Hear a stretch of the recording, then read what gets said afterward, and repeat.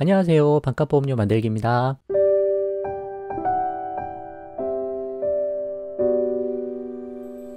오늘은 일단 가입하고 차후에 갈아타세요 라는 제목으로 영상을 만들었습니다. 보험 가입을 좀 하려고 하시고 그리고 여러 가지 많이 알아보셨는데 정작 가입을 못 하시고 막 고민하시는 분들이 계시는 것 같아요.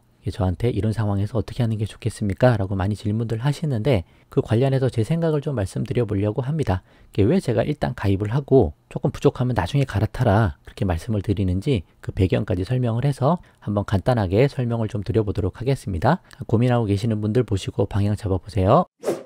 자, 고민의 배경에는 이런 것들이 있는 것 같아요. 이제 보험 가입 결정이 어려운 상황들이 좀 있으신데 현재 조건으로 보험 가입하는 것이 좋은 건지 고민하고 계시는 분들, 그러니까 뭔가 만족스럽지가 않은 거예요. 막 견적을 받아봤는데 뭐 병력 때문에 그럴 수도 있고 그래서 뭐 부담보나 할증이 생기는 경우도 있을 수 있고 이 조건으로라도 내가 지금 가입을 해야 되나 막 그런 거 결정을 못 하시는 거죠.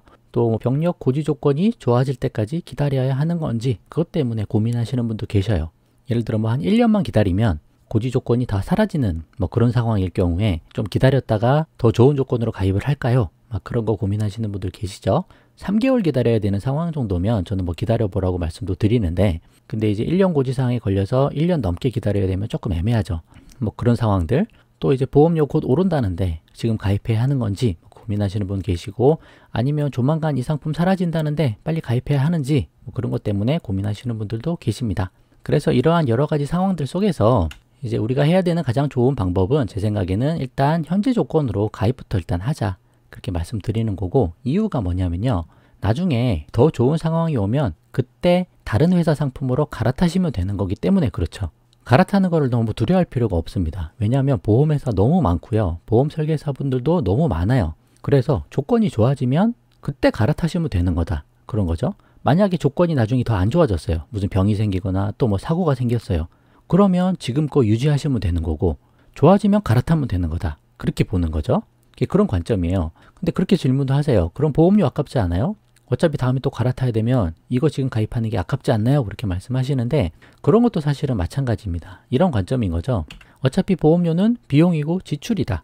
그러니까 내가 보험료 내고 그동안 보험을 유지하는 그동안 그간 위험을 해지하는 비용으로 사용한 거다라고 보는 거죠. 그동안에 큰 질병이나 사고가 났으면 이 보험으로 혜택을 본 거고 그런 상황이 발생하지 않더라도 그거를 대비하는 데 쓴 비용으로 보는 거죠. 그래서 적립보험료 같은 거 다 빼고 순수보장형으로 최대한 저렴하게 가입을 해야 되는 부분이고요.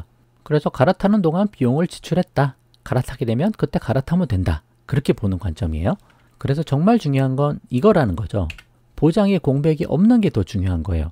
1년 뒤에 가입해야지, 얼마 후에 가입해야지 라고 생각은 하지만 그 사이에 어떤 사고나 질병이 발생할지 아무도 알 수 없다. 조금 있다 더 좋은 상황이 될 거를 기대하고 보험 가입 안 하고 기다렸다가 나중에 더 가입이 안 되는 상황이 생길 수도 있다라는 거예요.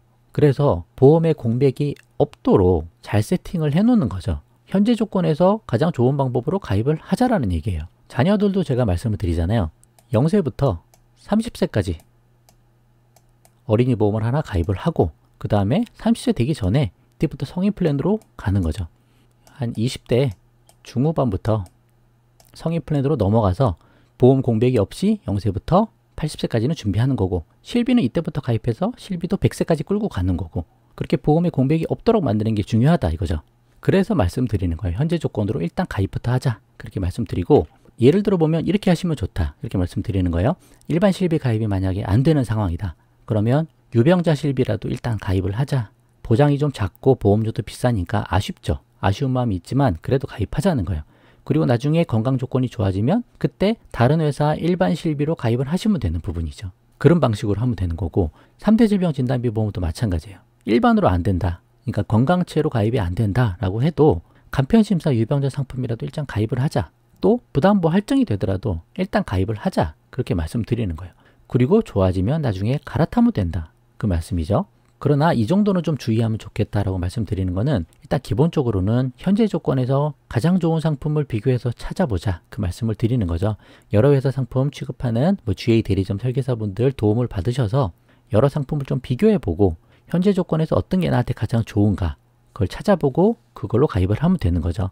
왜냐하면 회사별로 심사 기준이 차이가 나기 때문에 그렇습니다. 똑같은 질병도 A 회사에서는 부담보를 잡아요. B 회사에서는 할증을 잡습니다.